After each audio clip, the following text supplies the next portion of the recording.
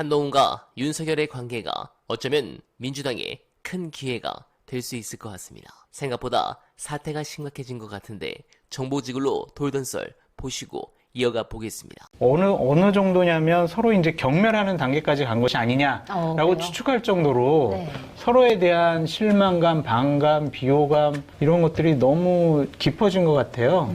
그래서 두 분이 앞으로 좋은 선후배로 뭐 예전의 인간관계를 회복할 수 있다라고 보기에는 상당히 어렵고 네.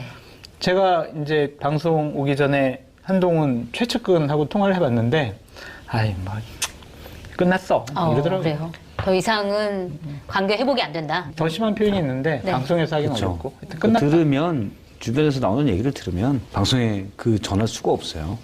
일단 짧은 문장에 시옷이 한 7개 정도 들어가죠. 아, 네.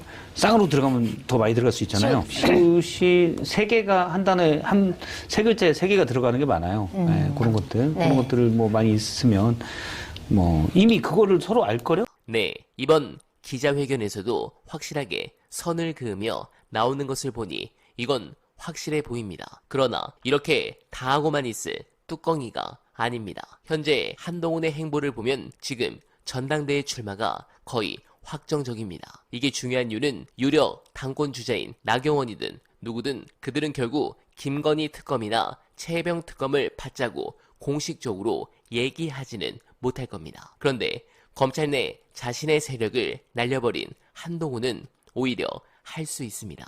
이를테면 최혜병 특검을 한동훈이 만약 당권을 잡은 뒤 바짝 그래버리면 당 내에서도 필요하다고 생각하는 사람들이 상당히 많은데 이러면 판이 좀 달라질 수 있다고 봅니다. 그리고 이번 인사를 보면서 저는 확신했던 게 둘 사이가 김경률 때문에 갈라진 것은 아니라고 봅니다. 한동훈은 그냥 김경률이 헛소리 했는데 제가 입조심 시키겠습니다 라고만 해도 스무스하게 끝낼 수 있었는데 그 이후로 봉합이 안 됩니다. 그렇다면 이유는 하나죠.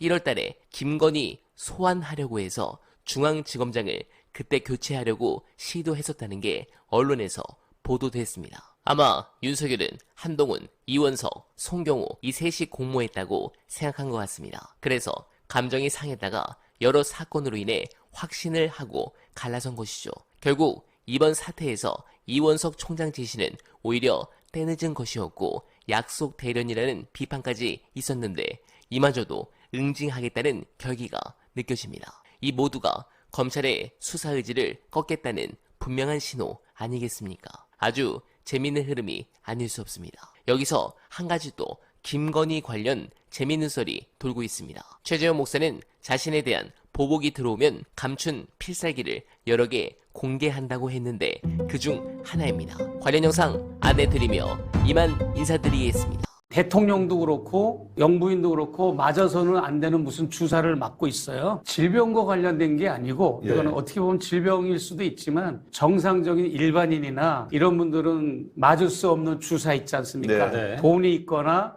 또 뭐 이게 지위가 있거나 이런 분들이 이제 흔히 맞는 그 무엇은 대통령 부부가 다 맞아요. 네. 그 주사를. 대통령 김건희 여사가 뭐 건강상의 이유든 아니면 다른 이유든 뭔가 이제 약물을 투여받고 있다고 이제 하셨는데 그거 좀 구체적으로 좀 여쭤봐도 되겠습니까? 아닙니다. 그건 거기까지. 그게 궁금하시면 대통령의 주치의는 항상 내과 의사잖아요. 역대 모든 대통령. 그러나 이제 자문의를 또 열 몇 명 둘 수 있잖아요. 맞습니다. 자문의 중에 이번에는 성형외과 의사가 있었어요. 예. 그 성형외과를 취재해 보십시오.